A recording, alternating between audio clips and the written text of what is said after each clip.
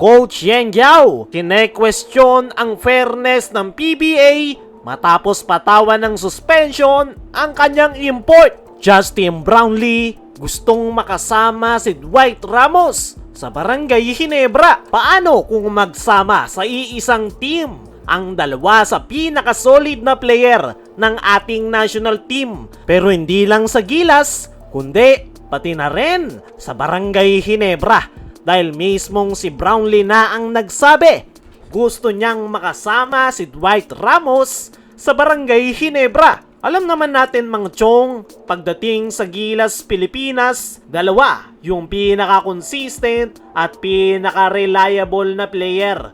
Yon ay itong si Justin Brownlee at Dwight Ramos.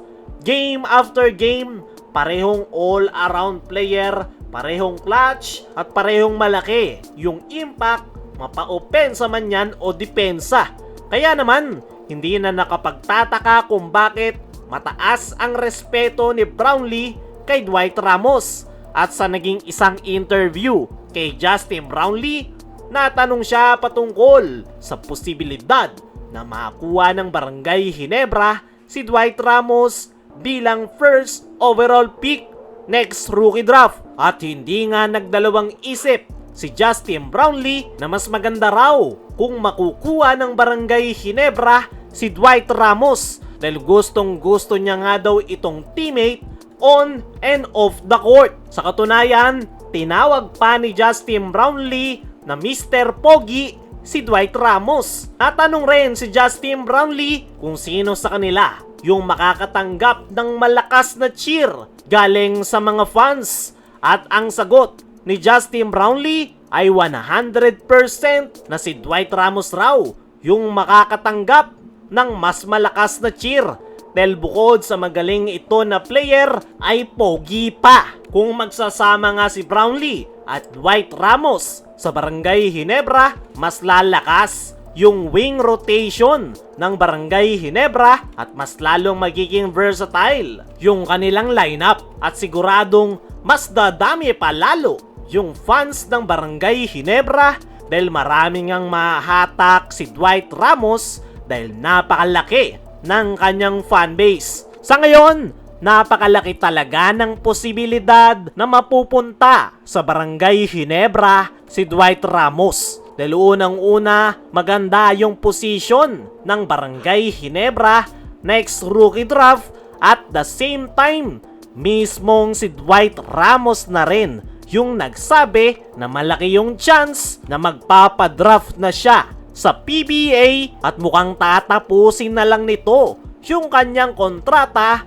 sa Japan B-League. At kung mangyayari yan mga chong, hindi na ako magugulat dahil mukhang gusto na talaga ni Dwight Ramos na magsettle dahil ayaw na nitong malayo sa kanyang pamilya at sa kanyang long-time girlfriend. Dahil kung dito siya sa Pinas maglalaro, ay makakasama niya yung kanyang pamilya at kanyang girlfriend. At mukhang nakaipon naman na si Dwight Ramos, kaya nagbabalak na itong bumalik ng Pinas at magpa-draft sa PBA. Hindi rin naman magiging problema ni Dwight Ramos yung kanyang magiging kontrata sakaling Ginebra talaga ang makakuha sa kanya. Dahil kayang-kayang ibigay ng SMC yung kontratang kanyang gustuhin at paniguradong hindi ito pababayaan ng Barangay Ginebra. Malaki yung chance na bigyan pa siya ng endorsement para mas tumaas pa yung kanyang kontrata. Sa ngayon ay usapan pa lang yan.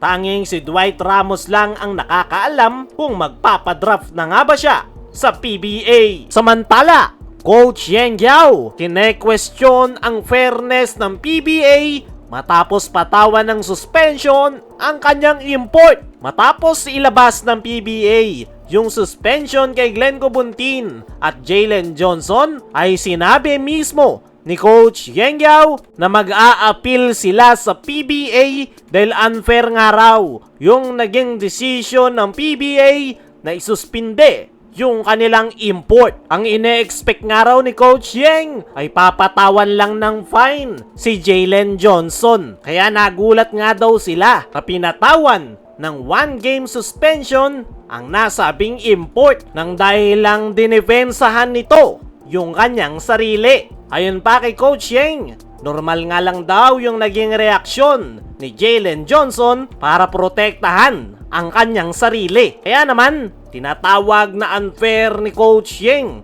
yung naging desisyon ni Kume Marshall dahil sa suspension nga daw na yan ay rain or shine yung pinaka-maapektuhan. Importante nga daw ang bawat laro ngayong conference at hindi afford ni Coach Yeng na mawala yung kanilang import kahit isang laro lang yan. Nag-react rin si Coach Yeng sa 2-game suspension ni Glenn Cobuntin at ang kanyang sinabi kahit 2 years pa yung suspension kay Cobuntin ay hindi maapektuhan ng malaki ang TNT Tropang Giga. Para sa akin mga chong, agree ako sa sinabi niya ni Coach Yeng na sila talaga yung pinaka-apektado sa ipinataw na suspension ni Kume Marshall dahil import nila yung mawawala sa TNT si Glenn Cobuntin lang. Kaya mga chong, ano ang masasabi nyo na tinawag na unfair ni Coach Yeng yung desisyon ng PBA? Ano rin yung masasabi nyo na gustong maging teammate ni Brownlee si Dwight Ramos sa Barangay Ginebra?